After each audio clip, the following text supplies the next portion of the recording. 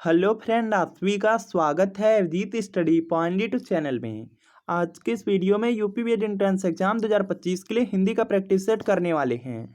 तो वीडियो को शुरू से लेकर अंत तक देखिएगा। चैनल पर नए चैनल को सब्सक्राइब कर लीजिएगा। पीडीएफ के लिए अवधीत स्टडी पॉइंट टेलीग्राम चैनल को ज्वाइन कर लीजिएगा।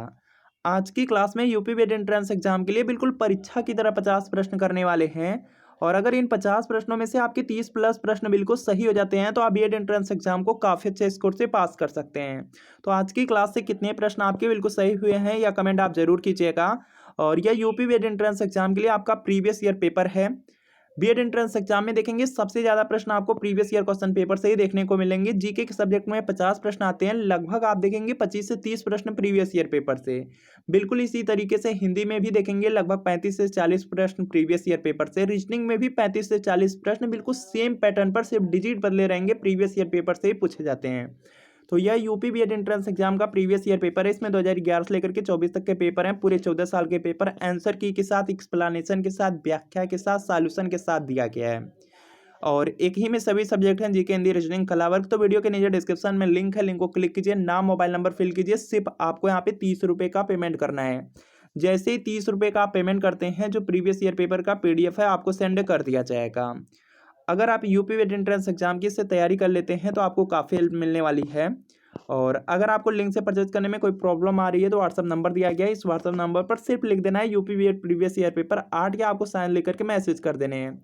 जैसे मैसेज करेंगे आपको रिप्लाई किया जाएगा। सिर्फ 30 रुपये की पेमेंट करनी है। जैसे 30 रुपये के आप पेमेंट करते हैं, जो प्रीवियस ईयर पेपर के PDF है आपको सेंड कर दिया जाएंगे। तो इस नंबर पर मैसेज कर लीजिए। और आज की क्लास का देखिए आपका सबसे पहला प्रश्न है और पहला ही प्रश्न आपका इंपॉर्टेंट भी है। आहट, आवट, आस आदि किस प्रकार के तद्धित प्रत्यय हैं यह आपको बताना है। तो सबसे पहले यहाँ पर जान लीजिए कि तद्धित प्रत्यय और यहाँ पे कृत प्रत्यय क्या क्या होते हैं। तो ध्यान से आप लोग सुनेंगे। जो यहाँ पे कृत प्रत्यय है, कृत प्रत्यय यहाँ पे जो क्रिया या धातु के अंत में लगते हैं, जो क्रिया या धातु के अंत में प्रत्यय लगाए जाते हैं, इनको कृत प्रत्यय कहा जाता है। और जो संज्ञा हो गया या आपका यहाँ पे सर्वनाम है या विशेषण है, उनके अंत में लगाया जाता है, उनको तद्धित प्रत्यय कहा जाता है। यह पॉइंट आप सबसे पहले याद रखेंगे। और यहाँ पे कहा गया आहट, आवट, आस, आस आदि किस प्रकार के तद्धित प्रत्यय हैं, तो यह भाववाचक के अंतर्गत आएंगे। तो यहाँ पर आपका ऑप्शन नंबर सी बिल्कुल राइट आंसर होगा। अगला प्रश्न आपका यहाँ पे दिया गया है, यहाँ पर ध्यान से आप लोग देखेंगे। अपादान कारक उत्तम पुरुष बहुवचन रूप होगा, तो इसका देखिए आपको यहाँ पे सही जवाब बताना है। तो यहाँ पर देखेंगे इसका राइट आंसर हो जाएगा हमसे हो जाएगा, हमसे हो जाएगा। तो यहाँ पर आपका ऑप्शन नंबर बी बिल्कुल राइट आंसर होगा। अगला प्रश्न आपका यहाँ पर कि दांत काटी रोटी का अर्थ क्या है, तो इसका देखिए आपको यहाँ पे सही जवाब बताना है। तो यहाँ पर इसका राइट आप लोग देखेंगे यहाँ पे आंसर।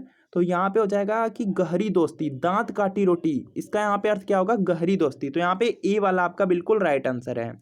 सख्य भाव मिश्रित अनुराग को कहा जाता है, तो इसका देखिए आपको यहाँ पे सही जवाब बताना है। तो यहाँ पर देखिए प्रणय कहा जाएगा, ऑप्शन नंबर ए में है, तो ए वाला आपका यहाँ पे राइट आंसर हो जाएगा। इसके बाद देखेंगे यहाँ पे नेक्स्ट है कि सोना का पर्यायवाची है, तो इसका देखिए आपको यहाँ पे सही जवाब बताना है।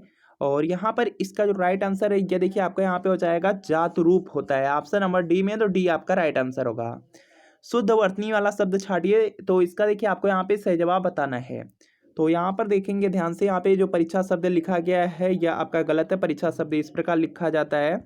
और यहाँ पर देखिए परीक्षा हो गया, यहाँ पे परीक्षा भी गलत लिखा गया है, शुद्ध होता है परीक्षा। और मुमूर्षु दिया गया, यह भी यहाँ पे गलत दिया गया है, यहाँ पे सी वाले में। तो आपसे सही वाला पूछा गया है, तो सही वाला आपके ऑप्शन नंबर बी में है, तो बी वाला आपका राइट आंसर होगा। अगला प्रश्न है कि पयोदि का संधि विच्छेद होगा, तो इसका देखिए आपको यहाँ पे सही जवाब बताना है। यहाँ पर विसर्ग संधि है और यहाँ पे पय धन धी हो जाएगा, ऑप्शन नंबर ए में है, तो ये आपका राइट आंसर है, विसर्ग संधि है। अगला प्रश्न है कि कंठ तालव्य कौन सा है, तो इसका देखिए आपको यहाँ पे सही जवाब बताना है।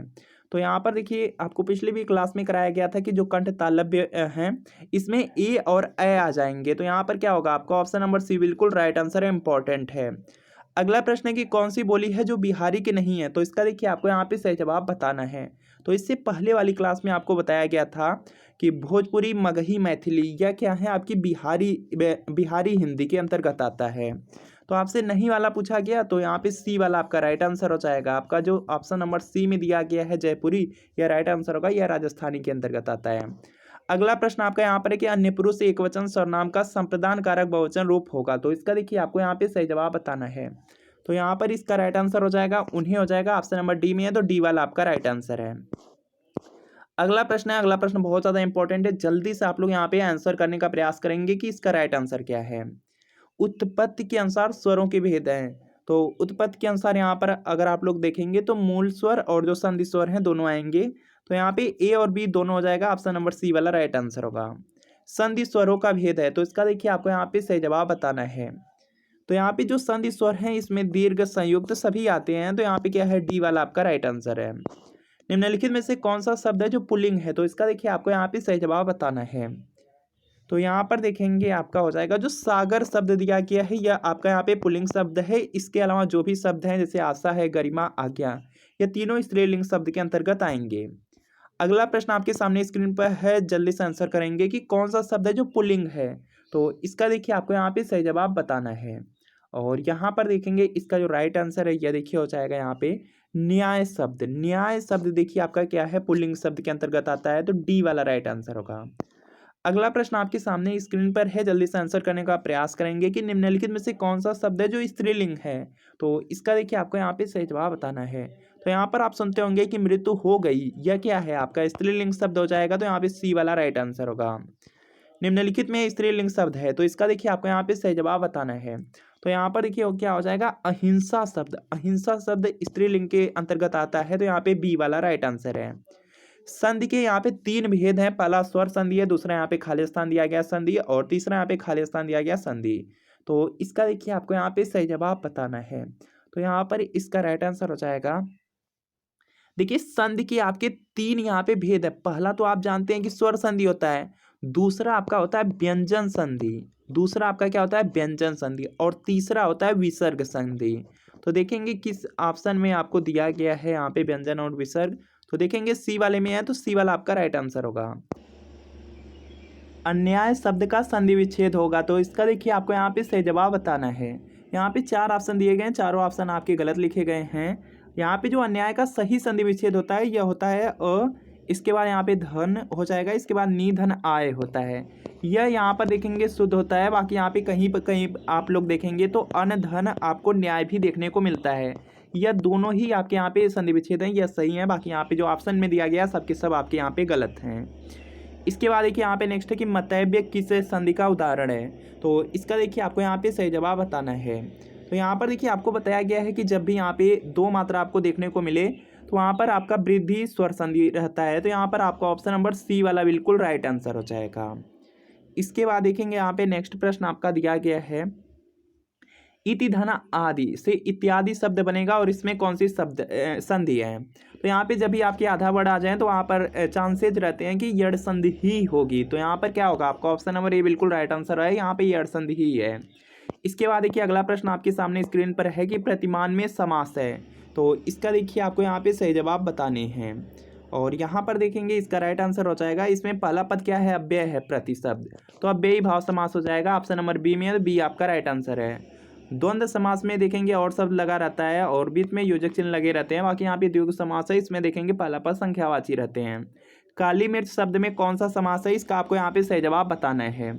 काली मिर्च दिया गया है तो यहाँ पे कर्मधारय समास हो जाएगा, तो बी वाला राइट आंसर है। अपहरण में उपसर्ग है, तो इसका देखिए आपको यहाँ पे सही जवाब बताना है। तो यहाँ पर देखेंगे उपसर्ग आपको पता है कि इस शब्दों में आगे ही लगे होते हैं, तो यहाँ पे अप उपसर्ग हो जाएगा। और यहाँ पर देखेंगे डी वाले में है, तो डी राइट आंसर है। पराजय में उपसर्ग है, तो इसका देखिए आपको यहाँ पे सही जवाब बताना है। तो यहाँ पर देखेंगे जो परा शब्द है यही आपका क्या हो जाएगा, उपसर्ग हो जाएगा। परा सी में है, सी राइट आंसर है। अगला प्रश्न आपके सामने है कि जलना शब्द में कौन सा प्रत्यय है, तो इसका देखिए आपको यहाँ पे सही जवाब बताना है। तो यहाँ पर देखेंगे प्रत्यय शब्द आपसे यहाँ पे पूछा गया है, तो यहाँ पे जो अना शब्द है यह क्या हो जाएगा, प्रत्यय शब्द। ऑप्शन नंबर बी में है, तो बी आपका राइट आंसर है। कड़वाहट शब्द में यहाँ पे प्रत्यय है, तो इसका देखिए आपको यहाँ पे सही जवाब बताना है। कड़वाहट शब्द में हो जाएगा आहट प्रत्यय, सी वाला आपका राइट आंसर है। अगला प्रश्न है कि निम्नलिखित शब्दों में से तत्सम शब्द कौन सा है, तो इसका देखिए आपको यहाँ पे सही जवाब बताना है। जो आपका अग्नि शब्द है यह तत्सम शब्द के अंतर्गत आता है, तो यहाँ पे डी राइट आंसर है। निम्नलिखित में से तद्भव शब्द अटारी का तत्सम रूप होगा, तो इसका देखिए आपको यहाँ पे सही जवाब बताना है। अटारी का होता है, अट्टालिका होता है, बीएड में पूछा गया है, आपको याद रखना है। इसके बाद देखिए अगला प्रश्न आपका यहाँ पर है, निम्न में कौन सा शब्द है जो विदेशज है? तो इसका देखिए आपको यहाँ पे सही जवाब बताना है। तो यहाँ पे जो चश्मा शब्द है यह विदेशज शब्द है, तो यहाँ पर ए वाला आपका राइट आंसर है। लहर किस प्रकार की संज्ञा है? तो इसका देखिए आपको यहाँ पे सही जवाब बताना है। लहर जातिवाचक के अंतर्गत आ जाएगा, तो यहाँ पे बी वाला आपका राइट आंसर है। अगला प्रश्न है कि निम्न में से भाववाचक संज्ञा है?